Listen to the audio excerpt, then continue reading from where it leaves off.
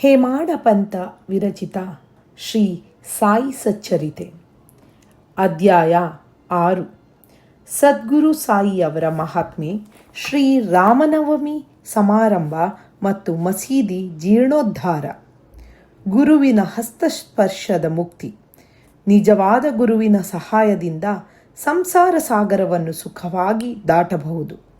ಸದ್ಗುರು ಎಂಬ ಪದವು ಶ್ರೀ ಸಾಯಿಬಾಬರವರನ್ನು ಜ್ಞಾಪಕಕ್ಕೆ ತರುತ್ತದೆ. ನನ್ನ ಮುಂದೆ ನಿಂತುಕೊಂಡು ನನ್ನ ಹಣೆಗೆ ಉದಿಯನ್ನು ಹಚ್ಚಿ ನನ್ನನ್ನು ಆಶೀರ್ವದಿಸುತ್ತಿರುವ ಹಾಗೆ ಭಾಸವಾಗುತ್ತದೆ. ನನ್ನ ಹೃದಯದಲ್ಲಿ ಸಂತೋಷವು ತುಂಬಿ ನೇತ್ರಗಳ ಮೂಲಕ ಹೊರಹೊಮ್ಮುತ್ತಿರುವ ಹಾಗೆ ತೋರುತ್ತದೆ. ಗುರುವಿನ ಹಸ್ತಸ್ಪರ್ಶದಲ್ಲಿ ಮಹಾಶಕ್ತಿ ಅಡಗಿದೆ. ಆಶೆ ಆಕಾಂಕ್ಷೆಗಳನ್ನೊಳಗೊಂಡ ಈ ದೇಹವನ್ನು ಯಾವ ಬೆಂಕಿಯಿಂದ ದಹಿಸಲು ಸಾಧ್ಯವಿಲ್ಲವೋ ಅಂತಹ ಈ ಶರೀರವು ಗುರುವಿನ ಹಸ್ತಸ್ಪರ್ಶ ಶಕ್ತಿಯಿಂದ ದಹಿಸಲ್ಪಡಬಲ್ಲದು. ಪೂರ್ವಜನ್ಮದ ಪಾಪಗಳೆಲ್ಲವೂ ನಾಶವಾಗಬಲ್ಲವು. ಯಾವ ನಾಸ್ತಿಕರು ದೇವರ ಹೆಸರನ್ನು ಕೇಳಿದರೆ ರೋಷವನ್ನು ಕಾರುತ್ತಾರೆಯೋ ಅಂಥವರು ಕೂಡ ಶಾಂತರಾಗಿ ಪರಿವರ್ತನೆಯಾಗಬಲ್ಲರು. ಶ್ರೀ ಸಾಯಿಬಾಬರವರ ದಿವ್ಯ ದರ್ಶನದಿಂದ ಸಂತೋಷವು ಉಕ್ಕಿ ನಮ್ಮ ಗಂಟಲು ಗದ್ಗದವಾಗುತ್ತದೆ. ನೇತ್ರಗಳಿಂದ ಆನಂದ ಬಾಷ್ಪ ಉಕ್ಕುತ್ತದೆ. ಅದು ನಮ್ಮಲ್ಲಿ ನಾನೇ ಅವನು ಬ್ರಹ್ಮ ಎಂಬ ಜ್ಞಾನವನ್ನು ಉಂಟು ಮಾಡುತ್ತದೆ. ನಾನು ನನ್ನದು ಎಂಬುದನ್ನು, ನಾನು ನೀನೆಂಬ ವ್ಯತ್ಯಾಸಗಳನ್ನು ದೂರ ಮಾಡುತ್ತದೆ. ಸ್ವಾನುಭಾವದ ಅರಿವಾಗುತ್ತದೆ.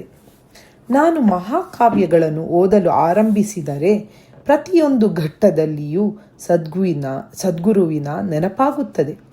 ಶ್ರೀ ಸಾಯಿಬಾಬರವರೇ ರಾಮ ಕೃಷ್ಣರ ಅವತಾರವನ್ನು ತಾಳಿ ತಮ್ಮ ಕಥೆಗಳನ್ನು ಕೇಳುವ ಹಾಗೆ ಮಾಡುತ್ತಾರೆ. ಉದಾಹರಣೆ, ಭಾಗವತವನ್ನು ಶ್ರವಣ ಮಾಡಲು ಕುಳಿತಾಗ ಸಾಯಿಬಾಬರವರು ಶ್ರೀಕೃಷ್ಣನಾಗಿ ಭಾಗವತವನ್ನು ಹೇಳುವ ಹಾಗೆ ಭಾಸವಾಗುತ್ತದೆ. ನಾನು ಮಾತನಾಡಲು ಕುಳಿತರೆ ಕೂಡಲೇ ಶ್ರೀ ಸಾಯಿಯ ನೆನಪಾಗಿ ಕೆಲವು ಸೂಕ್ತ ಉದಾಹರಣೆಗಳನ್ನು ಕೊಡಲು ಅವರ ಕಥೆಗಳು ಸ್ಮೃತಿ ಪಥಕ್ಕೆ ಬರುತ್ತವೆ. ನಾನೇನಾದರೂ ಸ್ವತಃ ಬರೆಯಲು ಕುಳಿತರೆ ಕೆಲವು ಪದಗಳು ಮನಸ್ಸಿಗೆ ಬರುವುದೇ ಇಲ್ಲ. ಆದರೆ ಅವರೇ ನನ್ನನ್ನು ಬರೆಯುವ ಹಾಗೆ ಪ್ರೇರೇಪಿಸಿದಾಗ ನನ್ನ ಬರವಣಿಗೆಗೆ ಅಂತ್ಯವೇ ಇರುವುದಿಲ್ಲ. ಭಕ್ತನಲ್ಲಿ ಅಹಂಭಾವವೆಂದು ಮೇಲಕ್ಕೆದ್ದಾಗ ಅವರು ತಮ್ಮ ಸ್ವಹಸ್ತದಿಂದ ಅದನ್ನು ನಾಶ ಮಾಡಿ ತಮ್ಮ ಶಕ್ತಿಯನ್ನು ಅವನಿಗೆ ನೀಡಿ ಅವನ ಗುರಿ ಸಾಧನೆಯಾಗುವಂತೆ ಅವನನ್ನು ತೃಪ್ತಿಗೊಳಿಸಿ ಆಶೀರ್ವದಿಸಿದ್ದಾರೆ. ಯಾರಾದರೂ ಆಗಲಿ ಸಾಯಿಯ ಮುಂದೆ ಧ್ಯಾನ ಮಾಡುತ್ತಾ ತಮ್ಮ ತನು ಮನ ಧನಗಳನ್ನು ಅರ್ಪಿಸಿದ್ದಲ್ಲಿ ಅವರ ಜೀವನದ ಮುಖ್ಯ ಗುರಿಗಳಾದ ಧರ್ಮ, ಅರ್ಥ, ಕಾಮ ಮತ್ತು ಮೋಕ್ಷ ಎಲ್ಲವನ್ನೂ ಪಡೆಯುತ್ತಾರೆ. ಕರ್ಮ, ಜ್ಞಾನ, ಯೋಗ ಮತ್ತು ಭಕ್ತಿ ಎಂಬ 4 ದಾರಿಗಳು ನಮ್ಮನ್ನು ದೇವರಿರುವಲ್ಲಿಗೆ ಕೊಂಡೊಯ್ಯುತ್ತವೆ. ಭಕ್ತಿ ಎಂಬ ದಾರಿಯಲ್ಲಿ ಹಳ್ಳಕೊಳ್ಳಗಳು ಮತ್ತು ಮುಳ್ಳುಗಳಿರುವುದರಿಂದ ಪ್ರಯಾಣ ಮಾಡುವುದು ಬಹಳ ಕಷ್ಟ. ಆದರೆ ನೀವು ಸದ್ಗುರುವನ್ನು ನಂಬಿದ್ದಾದರೆ ನಿಮ್ಮ ದಾರಿ ಸುಗಮವಾಗುತ್ತದೆ ಮತ್ತು ನೀವು ನಿಯಮಿತವಾದ ಸ್ಥಳವನ್ನು ಸೇರುತ್ತೀರಿ. ಹೀಗೆಂದು ಬಾಬಾರವರು ಖಂಡಿತವಾಗಿ ಹೇಳಿರುತ್ತಾರೆ. ಬ್ರಹ್ಮ, ದೈವ, ಶಕ್ತಿ, ಪ್ರಪಂಚ, ಸೃಷ್ಟಿ ಎಲ್ಲವೂ ಒಂದೇ ಎಂದು ಹೇಳಿದ ನಂತರ ಗ್ರಂಥಕರ್ತರು ಬಾಬಾರವರು ನನ್ನ ಭಕ್ತರ ಯೋಗಕ್ಷೇಮವೇ ನನ್ನ ಗುರಿ ಎಂದು ಹೇಳಿದ ಕೆಲವು ಉಕ್ತಿಗಳನ್ನು ಉಲ್ಲೇಖಿಸಿರುತ್ತಾರೆ. ನನ್ನ ಭಕ್ತರ ಮನೆಗಳಲ್ಲಿ ಊಟಕ್ಕಾಗಲಿ ಉಡಲಿಕ್ಕಾಗಲಿ ಕೊರತೆ ಇರುವುದಿಲ್ಲ. ಯಾರು ನನ್ನನ್ನು ನಿಶ್ಚಲ ಚಿತ್ತದಿಂದ ಪೂಜಿಸುತ್ತಾರೆಯೋ ಅಂತಹವರ ಯೋಗಕ್ಷೇಮವನ್ನು ನೋಡಿಕೊಳ್ಳುವುದೇ ನನ್ನ ವಿಶೇಷ ಗುಣ. ಶ್ರೀಕೃಷ್ಣನೂ ಸಹ ಗೀತೆಯಲ್ಲಿ ಇದನ್ನೇ ಹೇಳಿದ್ದಾನೆ. ಆಹಾರ ಮತ್ತು ಬಟ್ಟೆಗಾಗಿ ಬಹಳ ಕಷ್ಟಪಡಬೇಡಿ. ಇನ್ನೇನಾದರೂ ಬೇಕಿದ್ದಲ್ಲಿ ಆ ಭಗವಂತನಲ್ಲಿ ಬೇಡಿರಿ. ಅವನ ದಯೆ ಮತ್ತು ಆಶೀರ್ವಾದವು ಲಭಿಸುವಂತೆ ಪ್ರಯತ್ನಿಸಿ. ಪ್ರಾಪಂಚಿಕ ವಿಷಯದಲ್ಲಿ ಆಸಕ್ತಿ ಬೇಡ. ಪರಮಾತ್ಮನನ್ನು ಮನಸ್ಸಿನಲ್ಲಿ ಮೂಡಿಸಿಕೊಳ್ಳಿರಿ. ಪಂಚೇಂದ್ರಿಯಗಳೆಲ್ಲವನ್ನು ಒಂದುಗೂಡಿಸಿ ತ್ರಿಕರಣ ಶುದ್ಧಿಯಿಂದ ಆ ಪರಮಾತ್ಮನನ್ನು ಪೂಜಿಸಿರಿ. ಯಾವಾಗಲೂ ನಿಶ್ಚಲ ಚಿತ್ತದಿಂದ ನನ್ನನ್ನು ಸ್ಮರಿಸಿರಿ. ಸಂಸಾರ ತಾಪತ್ರಯಗಳ ಕಡೆಗೆ ಗಮನ ಕೊಡದಿರಿ, ಆಗ ಶಾಂತಿಯುಂಟಾಗುತ್ತದೆ. ಮನಸ್ಸು ಚಂಚಲತೆಯಲ್ಲಿದ್ದರೆ ಶಾಂತಿ ಉಂಟಾಗುವುದಿಲ್ಲ. ಇದನ್ನು ಹೇಳಿ ಮುಂದುವರೆದು ಗ್ರಂಥಕರ್ತರು ಶಿರ್ಡಿಯಲ್ಲಿಯ ಶ್ರೀರಾಮನವಮಿ ಸಮಾರಂಭವನ್ನು ವಿವರಿಸಿದ್ದಾರೆ. ಈ ಸುಂದರ ಶ್ರೀರಾಮನವಮಿ ಉತ್ಸವದ ಪೂರ್ಣ ವಿವರವು ಸಾಯಿಲೀಲಾ ಪುಸ್ತಕದ 1925ನೇ ವರ್ಷದ ಸಂಚಿಕೆಯಲ್ಲಿ ಪ್ರಕಟಿಸಲ್ಪಟ್ಟಿದೆ. ಅದರ ಸಾರಾಂಶವನ್ನು ಇಲ್ಲಿ ಕೊಡಲು ಪ್ರಯತ್ನಿಸಿದ್ದೇನೆ.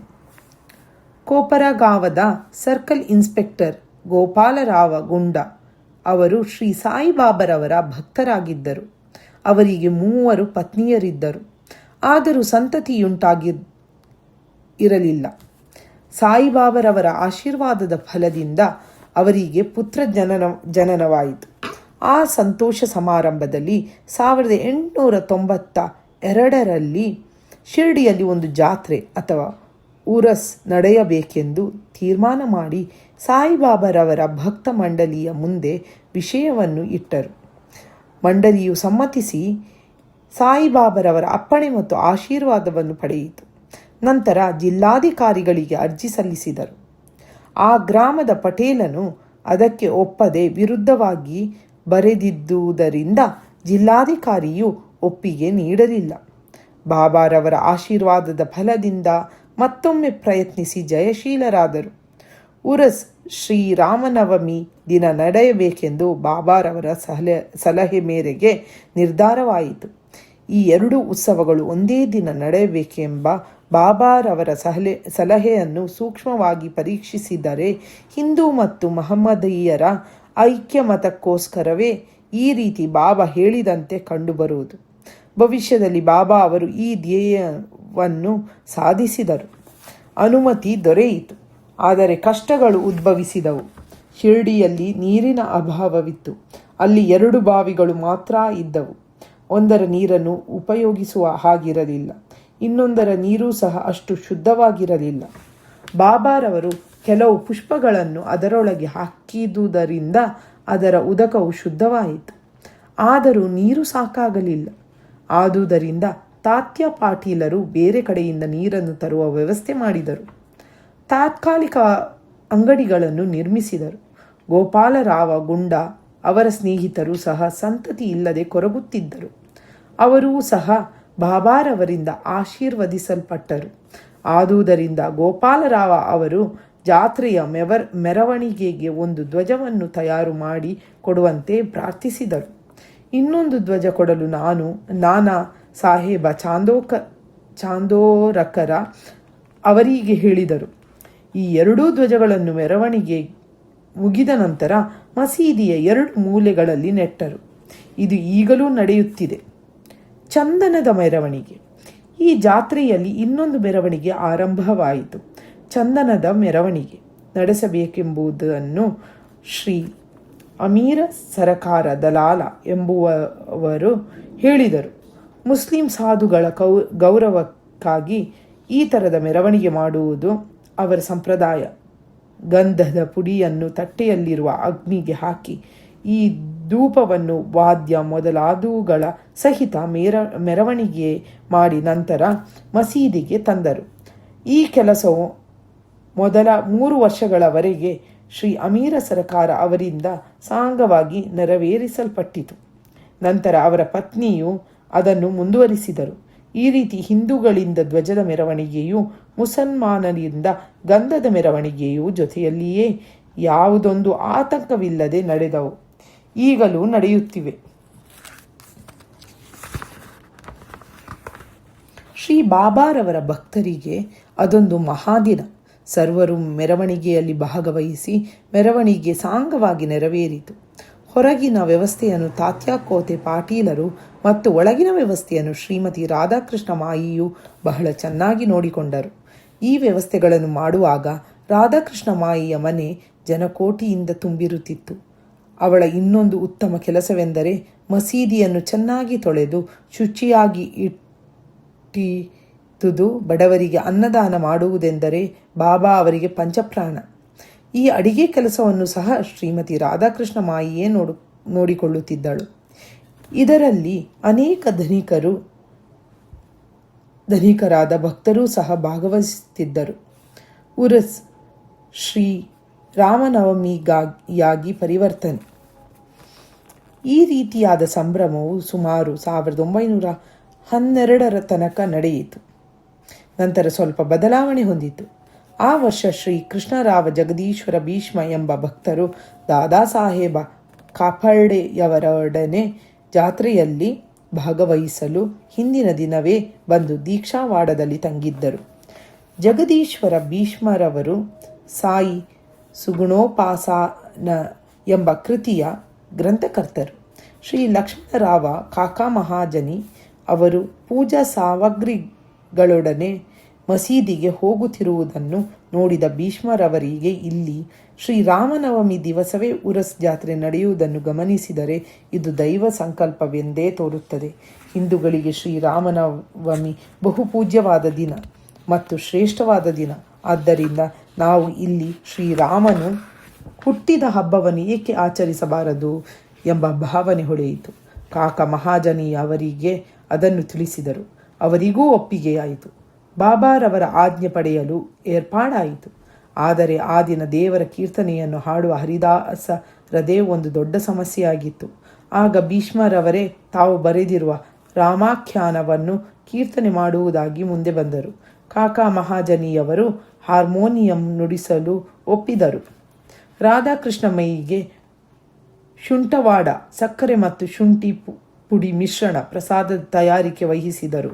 ಈ ಅನುಕೂಲತೆಗಳನ್ನೆಲ್ಲ ಸಿದ್ಧಪಡಿಸಿಕೊಂಡು ಬಾಬಾರವರ ಅನುಜ್ಞೆ ಪಡೆಯಲು ಮಸೀದಿಗೆ ಹೊರಟರು.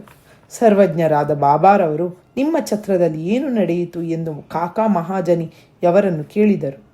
ಕಾಕಾ ಮಹಾಜನಿಯವರು ಉತ್ತರ ಕೊಡಲಾಗದೆ ಮೂಕರಂತೆ ನಿಂತರು.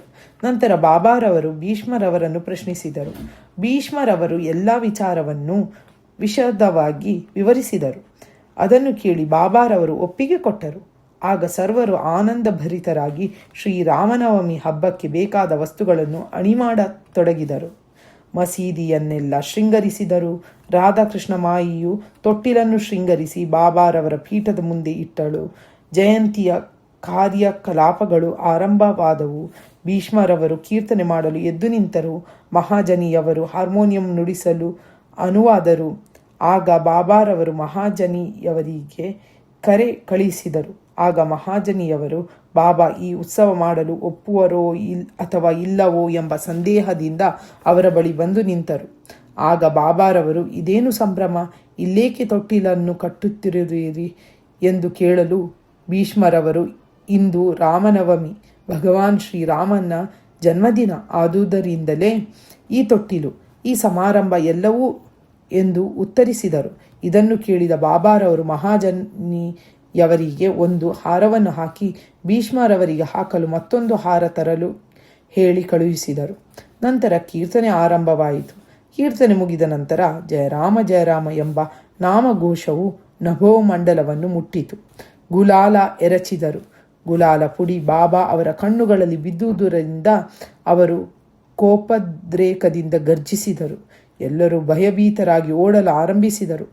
ಅವರ ಭಕ್ತರಾದ ಕೆಲವರು ಬಾಬಾರವರ ಪ್ರಕೋಪವು ಅವರ ಆಶೀರ್ವಾದದ ರೂಪವಾದುದೆಂದು ಮನಗಂಡಿದ್ದರು.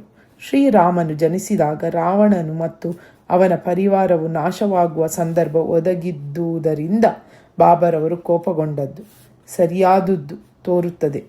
ಮತ್ತು ಯಾವುದಾದರೊಂದು ಹೊಸ ಕಾರ್ಯಕ್ಕೆ ತೊಡಗಿದಾಗ ಬಾಬಾ ಸಾಮಾನ್ಯವಾಗಿ ಈ ರೀತಿ ಮಾಡುವುದು ಸಹಜವಾಗಿತ್ತು. ಇದನ್ನು ಕಂಡ ರಾಧಾಕೃಷ್ಣ ಮಾಯಿಯು ಹೆದರಿ ಬಾಬಾರವರು ಎಲ್ಲಿ ತೊಟ್ಟಿಲವನ್ನು ಮುರಿದು ಹಾಕಿ ಬಿಡುವರೋ ಎಂಬ ಅನುಮಾನದಿಂದ ಮಹಾಜನಿಯವರಿಗೆ ತೊಟ್ಟಿಲನ್ನು ಬಿಚ್ಚಿ ತರುವಂತೆ ಹೇಳಿದಳು. ಅವರು ತೊಟ್ಟಿಲನ್ನು ತರಬೇಕೆಂದು ಹೋದಾಗ ಬಾಬಾರವರು ಅದನ್ನು ತೆಗೆಯಕೂಡದು ಎಂದರು. ಸ್ವಲ್ಪ ಹೊತ್ತಿನ ನಂತರ ಬಾಬಾ ಸಮಾಧಾನ ಚಿತ್ತರಾದರು. ನಂತರ ಪೂಜೆಯ ಕೊನೆಯ ಅಂಗವಾಗಿ ಆರತಿಯಾಗಿ ಪ್ರಸಾದ ವಿನಿಯೋಗವಾಯಿತು. ಆಗ ಮಹಾಜನಿಯವರು ಈಗ ತೊಟ್ಟಿಲನ್ನು ತೆಗೆದುಕೊಂಡು ಹೋಗಲಿ ಎಂದು ಕೇಳಿದ್ದಕ್ಕೆ ಬಾಬಾರವರು ಬೇಡ, ಇನ್ನು ಹಬ್ಬ ಮುಗಿದಿಲ್ಲ ಎಂದರು. ಮಾರನೆಯ ದಿನ ಗೋಪಾಲಕಾಲ ಸಮಾರಂಭ ಮುಗಿದ ನಂತರ ತೊಟ್ಟಿಲನ್ನು ತೆಗೆದುಕೊಂಡು ಹೋಗಲು ಅನುಮತಿ ನೀಡಿದರು. ಈ ರೀತಿ ಶ್ರೀರಾಮನವಮಿ ಸಮಾರಂಭ ಒಂದು ಕಡೆಗೆ, ಧ್ವಜ ಮತ್ತು ಚಂದನದ ಮೆರವಣಿಗೆ ಮತ್ತೊಂದು ಕಡೆಗೆ ಸಾಂಗವಾಗಿ ನೆರವೇರಿದವು. ಅಂದಿನಿಂದ ಉರಸ್ ಶ್ರೀರಾಮನವಮಿ ಹಬ್ಬವಾಗಿ ಪರಿವರ್ತನೆಯಾಯಿತು. 1913ರಿಂದ ಶ್ರೀರಾಮನವಮಿ ಸಮಾರಂಭ ವಿಶೇಷವಾಗಿ ನಡೆಯಲು ಆರಂಭವಾಯಿತು. ರಾಧಾಕೃಷ್ಣ ಮಾಯಿಯವರು ನಾಮ ಸಪ್ತಾಹ ಆರಂಭಿಸಿದರು. ಪ್ರತಿಯೊಬ್ಬರು ಸಮಾರಂಭದಲ್ಲಿ ಭಾಗವಹಿಸುತ್ತಿದ್ದರು. ಶ್ರೀರಾಮನವಮಿ ದೇಶದ ಎಲ್ಲ ಕಡೆಗೂ ಆಚರಿಸಲ್ಪಡುತ್ತಿದ್ದುದರಿಂದ ಹರಿದಾಸರದೇ ಒಂದು ಸಮಸ್ಯೆಯಾಗಿತ್ತು. ಆದರೆ ಈ ಉತ್ಸವಕ್ಕೆ 5-6 ದಿನಗಳ ಮುಂಚೆ ಶ್ರೀ ಮಹಾಜನಿ ಅವರು ಆಧುನಿಕ ತುಕಾರಾಮರೆನಿಸಿದ ಬಾಳಾಬುವಾ ಸಾತರಕರ ಅವರನ್ನು ಅಕಸ್ಮಾತಾಗಿ ಸಂಧಿಸಿ ಅವರಿಂದ ಹರಿಕತೆ ನಡೆಯಲು ಏರ್ಪಾಡಾಗಿತ್ತು. 1914ರಲ್ಲಿ ಬಾಳಾಬುವಾರರವರು ತಮ್ಮ ಸ್ವಂತ ಊರಿನಲ್ಲಿ ಪ್ಲೇಗಿನ ಜಾಡ್ಯವಿದ್ದುದರಿಂದ ಅಲ್ಲಿ ಹರಿಕತೆ ಮಾಡಲಾಗದೆ ಶಿರ್ಡಿಗೆ ಬಂದು ಬಾಬಾರವರ ಅನುಜ್ಞೆ ಪಡೆದು ಹರಿಕತೆ ಮಾಡಿದರು. ನಂತರ ಬಾಬಾರವರು ಈ ಹರಿಕತೆಯ ಕೆಲಸವನ್ನು ಶಾಶ್ವತವಾಗಿ ದಾಸಗಣೂರವರಿಗೆ ವಹಿಸಿದರು. ಹೀಗೆ 1912ರಿಂದ ಶ್ರೀರಾಮನವಮಿ ಸಮಾರಂಭವು ಪ್ರತಿ ವರ್ಷ ಅಭಿವೃದ್ಧಿ ಹೊಂದಿ ಚೈತ್ರ ಮಾಸದಲ್ಲಿ 8ರಿಂದ 12ರವರೆಗೆ ಶಿರ್ಡಿಯು ಜೇನುಗೂಡಿನಂತೆ ಕಾಣುತ್ತಿತ್ತು. ಅಂಗಡಿಗಳು ಹೆಚ್ಚಿದವು. ಅನೇಕ ಜಟ್ಟಿಗಳು ಕುಸ್ತಿ ಪಂದ್ಯದಲ್ಲಿ ಭಾಗವಹಿಸುತ್ತಿದ್ದರು. ಬಡಬಗ್ಗರಿಗೆ ಅನ್ನದಾನವು ಆರಂಭವಾಯಿತು. ರಾಧಾಕೃಷ್ಣ ಮಾಯಿ ಮತ್ತು ಇತರರ ಪರಿಶ್ರಮದಿಂದ ಶಿರ್ಡಿಯು ಸಂಸ್ಥಾನವಾಗಿ ಮಾರ್ಪಾಡಾಯಿತು. ಸಾಮಾನು ಸರಂಜಾಮುಗಳು ಹೆಚ್ಚಿದವು.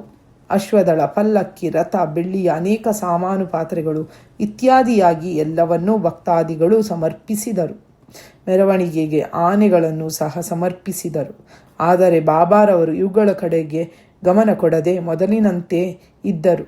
ಹಿಂದೂ ಮಹಮ್ಮದೀಯರ ಬಹಳ ಚೆನ್ನಾಗಿ ಕಲೆತು ಉತ್ಸವವನ್ನು ಸಾಂಗವಾಗಿ ನೆರವೇರಿಸುತ್ತಿದ್ದರು. ಮೊದಲು 5,000ದಿಂದ 7,000ರವರೆಗೆ ಜನ ಸೇರುತ್ತಿದ್ದರು. ಬರಬರುತ್ತಾ ಜನಸಂದಣಿ 25,000ಕ್ಕೆ ಏರಿತು. ಆದರೂ ಯಾವ ಥರದ ಅಂಟುರೋಗದ ಸುಳಿವಾಗಲಿ ಅಥವಾ ಗಲಭೆಗಳಾಗಲಿ ಆಗುತ್ತಲೂ ಇಲ್ಲ. ಮಸೀದಿಯ ದುರಸ್ತಿ. ಗೋಪಾಲರಾವ ಗುಂಡ ಅವರಿಗೆ ಮತ್ತೊಂದು ಮುಖ್ಯ ವಿಚಾರ ಹೊಳೆಯಿತು. ಉರಸ್ ಹೇಗೆ ಆರಂಭಿಸಿದರೋ ಅದೇ ರೀತಿ ಮಸೀದಿಯ ದುರಸ್ತಿ ಕಾರ್ಯವನ್ನು ಕೈಗೊಳ್ಳಬೇಕೆಂದು ಅವರು ಮನಸ್ಸು ಮಾಡಿದರು. ಅದಕ್ಕೆ ಬೇಕಾದ ಸಿದ್ಧತೆಗಳನ್ನು ಮಾಡಿಕೊಂಡು ಬಾಬಾರವರು ಮೊದಲು ಅನುಮತಿ ನೀಡಲಿಲ್ಲ. ನಂತರ ಮಾಳ್ಸಾಪತಿಯವರ ಒತ್ತಾಯದಿಂದ ಬಾಬಾ ಒಪ್ಪಿದರು. ಈ ಕೆಲಸವು ನಾನಾ ಸಾಹೇಬ ಚಾಂದೋರಕರ ಮತ್ತು ಕಾಕಾ ಸಾಹೇಬ ದೀಕ್ಷಿತ ಅವರಿಗೆ ಮೀಸಲಾಯಿತು. ಮಸೀದಿಯನ್ನು ಒಂದು ರಾತ್ರಿಯಲ್ಲಿ ಸರಿಪಡಿಸಿದರು. 1911ರಲ್ಲಿ ಸಭಾಮಂಟಪ ತಯಾರಾಯಿತು. ಮಸೀದಿಯ ಮುಂದಿನ ಬಯಲು ಬಹಳ ಚಿಕ್ಕದಾಗಿಯೂ ಅನಾನುಕೂಲವಾಗಿಯೂ ಇತ್ತು. ಕಾಕಾ ಸಾಹೇಬರು ಅದನ್ನು ವಿಸ್ತರಿಸಿ ಒಂದು ಛಾವಣಿ ಹಾಕಬೇಕೆಂದು ನಿರ್ಧರಿಸಿದರು. ಬಹಳ ಕಷ್ಟದಿಂದ ಕಬ್ಬಿಣದ ಕಂಬ ಇತ್ಯಾದಿಗಳನ್ನು ತಂದು ಕಾರ್ಯ ಆರಂಭಿಸಿದರು. ಆದರೆ ಬಾಬಾರವರು ಮಾರನೆಯ ದಿನ ಬಂದು ನೋಡಿ ಎಲ್ಲವನ್ನು ಕಿತ್ತು ಬಿಸಾಟಿದ್ದರು. ಒಮ್ಮೆ ಬಾಬಾರವರು ಬಹಳ ಕೋಪಗೊಂಡು ಒಂದು ಕೈಯಿಂದ ಕಂಬವನ್ನು ಕೀಳುತ್ತಾ ಮತ್ತೊಂದು ಕೈಯಿಂದ ತಾತ್ಯ ಪಾಟೀಲರ ಕುತ್ತಿಗೆಯನ್ನು ಹಿಡಿದು ಹಿಚುಕಲು ಆರಂಭಿಸಿದರು. ತಾತ್ಯ ಪಾಟೀಲರ ರುಮಾಲನ್ನು ತೆಗೆದು ಅದಕ್ಕೆ ಬೆಂಕಿ ಹೊತ್ತಿಸಿ ಒಗೆದರು. ಈ ದೃಶ್ಯವನ್ನು ನೋಡಿ ಎಲ್ಲರಿಗೂ ಭಯವಾಯಿತು. ಬಾಬಾರವರು ತಕ್ಷಣವೇ ತಮ್ಮ ಕಿಸೆಯಿಂದ 1 ರೂಪಾಯಿಯನ್ನು ತೆಗೆದು ಬಿಸಾಟಿದರು. ತಾತ್ಯಾರವರಿಗೂ ಭೀತಿಯುಂಟಾಯಿತು. ಅವರಿಗೇನಾಗುವುದೋ ಎಂಬ ಶಂಕೆ ಜನರಲ್ಲಿ ಮೂಡಿಯಿತು. ಆದರೆ ಮುಂದೆ ಹೋಗಿ ಕೇಳಲು ಯಾರಿಗೂ ಧೈರ್ಯವಿರಲಿಲ್ಲ. ಭಾಗೋಜಿ ಸಿಂಧೆ ಅವರು ಸ್ವಲ್ಪ ಧೈರ್ಯ ಮಾಡಿ ಮುಂದೆ ಬರಲು ಬಾಬಾ ಅವರನ್ನು ತಳ್ಳಿದರು. ಶ್ಯಾಮ ಅವರಿಗೂ ಇದೇ ಗತಿಯಾಯಿತು. ಈ ರೀತಿ ಯಾರು ಮುಂದೆ ಬಂದರೂ ಅವರೆಲ್ಲರಿಗೂ ಇದೇ ಗತಿಯಾಯಿತು. ನಂತರ ಸ್ವಲ್ಪ ಹೊತ್ತಿನ ಮೇಲೆ ಬಾಬಾ ಶಾಂತರಾದರು. ಒಬ್ಬ ಅಂಗಡಿಯವನಿಂದ ಜರತಾರಿ ಪೇಟ ತರಿಸಿ ಅದನ್ನು ತಾವೇ ಸ್ವತಃ ತಾತ್ಯ ಪಾಟೀಲರ ತಲೆಗೆ ಸುತ್ತಿದರು. ಇದನ್ನು ನೋಡಿ ಎಲ್ಲರೂ ಅಚ್ಚರಿಗೊಂಡರು. ಬಾಬಾರವರ ಈ ನಡತೆಗೆ ಕಾರಣ ಗೊತ್ತಾಗಲಿಲ್ಲ. ಕೆಲವು ಸಲ ಬಾಬಾರವರು ಶಾಂತಿಯಿಂದ ಎಲ್ಲರೊಡನೆಯೂ ಮಾತುಕತೆಗಳನ್ನು ನಡೆಸುತ್ತಿದ್ದರು. ಕೆಲವು ವೇಳೆ ಕೋಪಗೊಂಡು ಉದ್ರಿಕ್ತರಾಗುತ್ತಿದ್ದರು. ಮುಂದಿನ ಅಧ್ಯಾಯದಲ್ಲಿ ಶ್ರೀ ಸಾಯಿಬಾಬಾರವರು ಮಹಮ್ಮದೀಯರೋ ಅಥವಾ ಹಿಂದುವೋ ಎಂಬ ಪ್ರಶ್ನೆಯನ್ನು ಕೂಲಂಕುಷವಾಗಿ ವಿವರಿಸುತ್ತೇನೆ. ಅವರ ಯೋಗಾಧ್ಯಾಯನದ ಮತ್ತು ಯೋಗ ಶಕ್ತಿಯ ವಿವರವನ್ನು ಸಹ ಕೊಡುತ್ತೇನೆ. ಶ್ರೀ ಸಾಯಿ ಪ್ರಣಾಮ.